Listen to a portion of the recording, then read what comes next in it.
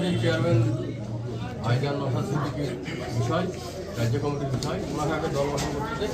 দল গঠন করার পরে নিশ্চয়ই যদি রাজ্য কমিটি সিদ্ধান্ত নেয় জোট করার জোট হবে।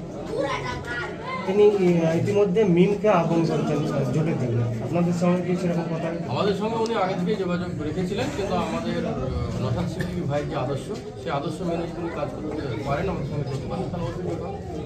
আর আমরা নিজের স্বার্থের জন্য সাধারণ মানুষকে অন্ধকারের দিকে রেখে কারোর সঙ্গে যোগ করতে আমরাও না রাজি। আমরা সাধারণ মানুষ যেটা চাইবে, সাধারণ পাবলিক বুথ থেকে নিয়ে অঞ্চল ব্লক, সেটাই আমার ভাইজান মনে হয়। বুঝতে পারছি।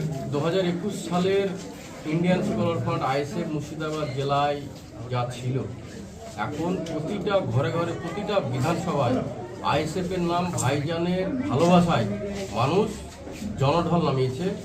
আমরা আজকের যে দেখলেন আপনারা, আমরা বিরিয়ানির প্যাকেট গাড়ি ভাড়া দিয়ে এখানে লোক আসে, অটোমেটিক লোক নিজের ইচ্ছায় খুশি হয়ে হাজারো হাজারো লোক আজকে এই পথসভায় উপস্থিত হয়েছে। তাহলে এখান থেকে আপনি বুঝতে পারছেন আইএসএফ মুর্শিদাবাদের কোন জায়গায় এসে পৌঁছেছে।